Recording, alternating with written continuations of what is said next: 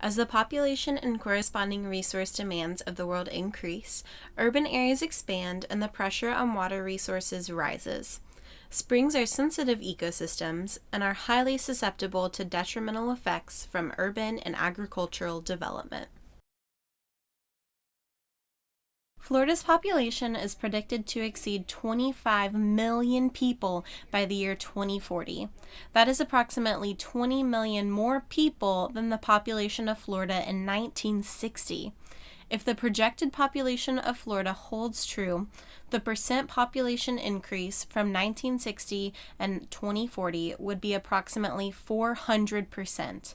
Such growth necessarily requires more land for development and an ever-increasing water supply for consumptive uses. A large portion of southern Florida's natural landscape has already been converted to agricultural and urban areas. Much of northern Florida's native habitats, on the other hand, remain intact, but future development promises to slowly replace forests with cities and cropland. This graphic contrasts land use in the southern half of Florida between 1900, when the land was virtually all undeveloped marshes, grasslands, and forests, and 1992. Recall that the population has more than doubled again since the early 1990s. The yellow in the graphic depicts the extent of agricultural operations in Florida, which dominates land use for much of the state. Gray areas are mixed residential or urban areas, and the little green and blue is what remains of Florida's forests, swamps, and other natural systems. As of 2007, over 15 million acres of forests still occupied the 34.5 million acres of Florida. But by the year 2060, 2.7 million acres of grasslands and forested areas are expected to be replaced by urban development. In 2014, Florida became the third most populous state in the United States, adding an average of 803 new residents each day. This drastic increase in population requires a respective increase in development and necessary resources. Urbanization not only degrades the environment, but it also threatens spring water quality and quantity, sometimes to an irreversible extent. Pollution and groundwater withdrawals may both inhibit the natural processes of the environment and prevent further human use of a water supply. Florida's springs have been the center of development for thousands of years, serving as the center of life for prehistoric communities. Spanish settlers used Florida springs as locations for important establishments, sources of drinking water, and reservoirs for irrigating crops. In the late 1800s, springs continued to attract tourists, settlers, and railroads, giving birth to many towns. Locate both a historic and a more current photo of a Florida spring on the Florida Memory website listed at the bottom of the slide. Write a descriptive paragraph about each photo and then exchange your descriptions with those of someone else in the class. Compare and contrast the two descriptions you reviewed, noting how the spring may have changed throughout time. Comparing the map of Florida springs to the map of Florida's population density, you can locate areas where springs likely influenced the development of cities. This relationship is particularly evident in the Central Florida region, specifically near Orlando, indicated by the orange arrows, and north of Tampa Bay, indicated by the blue arrows. Stormwater runoff can transport oil, fertilizer, pesticides, and excessive amounts of nutrients into a spring. Spring contamination is a major threat, as surface water recharges the groundwater that feeds springs. Underground storage and septic tanks may also leach nutrients, bacteria, and chemicals into groundwater supplies. Sewage treatment facilities discharge treated waste with high nutrients to surface waters or spray treated wastewater on spray fields, where nutrients can leach into groundwater.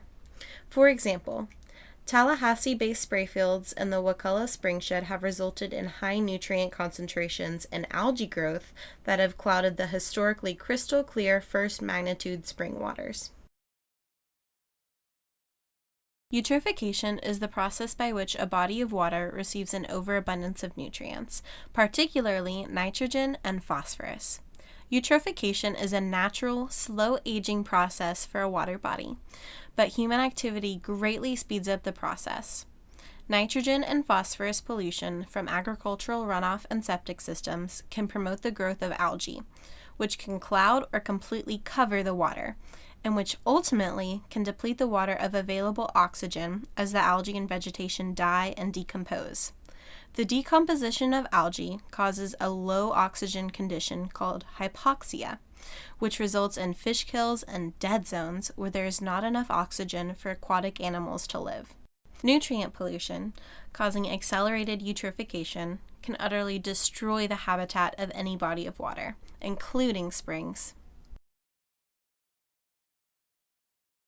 Agriculture and public water usage puts a great deal of pressure on the water supply in aquifers, which can drastically harm springs. When the rate of withdrawal from an aquifer equals or exceeds the rate of recharge, spring flows may be reduced or even eliminated. If the spring quantity in an aquifer is not monitored so that springs maintain a healthy, constant flow, then sometimes the implementation of a recovery strategy may be necessary. This informative video further describes the negative impacts of development on spring water quality and quantity, providing actual examples of Florida springs that now have poor water quality or low spring flows.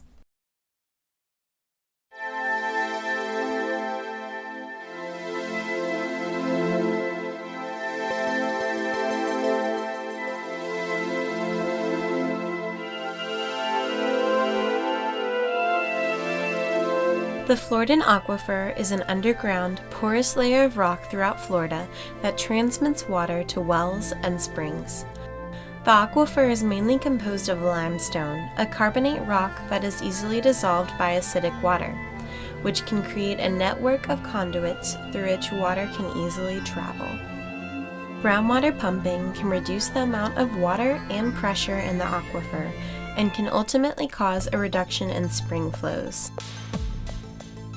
Many springs in Florida, like Blue Spring and Ginny Springs, have had an evident decrease in water quantity in the past 100 years.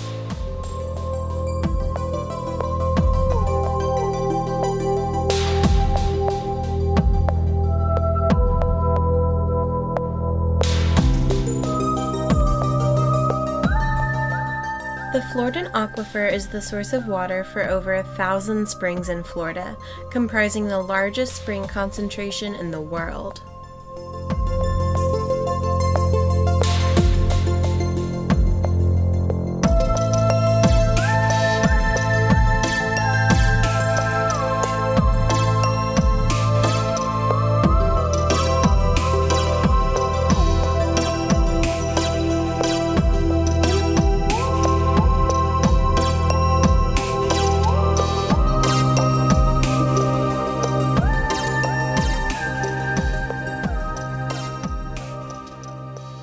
Florida springs are essential habitats for manatees, acting as warm water refuges during the winter.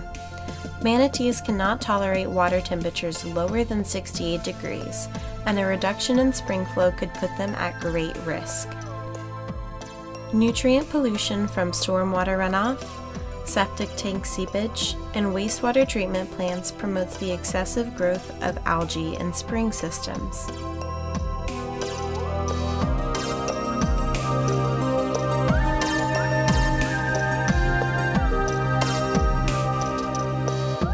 Notice all of the animals, such as turtles and fish, which must live in the algae-clouded water. The algae will eventually die and decompose, creating a low oxygen condition where many aquatic animals cannot survive.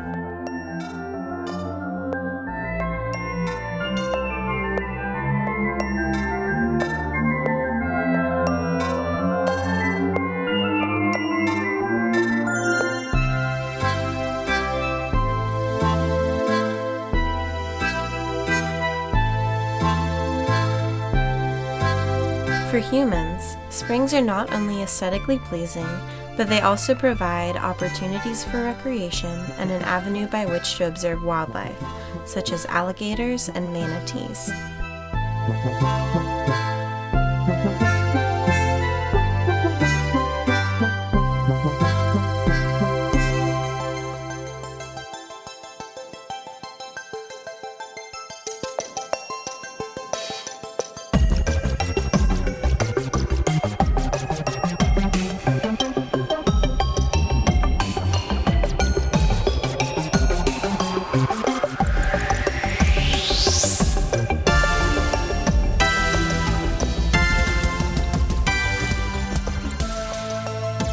Enhanced protection of spring water quantity and quality is critical in Florida, and citizen involvement is essential to spring protection so that future generations can enjoy them.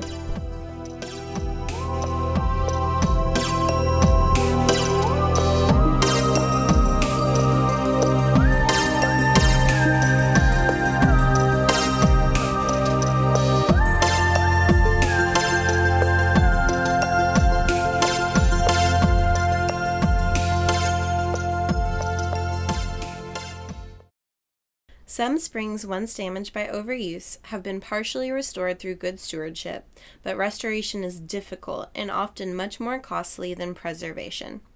Implementing sustainable water management plans early on can often prevent springs from becoming impaired. Research and monitoring can give early warning signs of spring degradation and can be used to prevent further damages, but only if results lead to agency action. Citizen involvement in changing people's habits are often the only true ways to protect springs. However, certain regulatory measures, which will be discussed in a later module, can provide incentives for individuals and industries to reduce harmful practices like excessive groundwater pumping and discharging pollution in the spring shed. Managing our water resources while taking into account the needs of present and future generations is known as sustainable water management. Improving the efficiency of water usage for agricultural and public supply purposes, the two largest allocations of water in Florida, will be a big part of sustainable water management for the state. Protecting and sustainably managing water resources is much more effective and cost-efficient than attempting to restore an impaired water supply, and will lessen the negative impacts of human activities on the overall health of the environment. In this lesson, we have discussed how Florida's increasing population will put pressure on land and water resources, the effects of development on spring water quality and quantity, and some efforts at spring protection and sustainable water management. Now, let's apply what you have learned to the assignment regarding spring protection on the next slide. In class, discuss the following question. Which is more effective, regulatory or non-regulatory measures of water protection, and why? In your argument, provide an example of each and why you believe it is effective or not.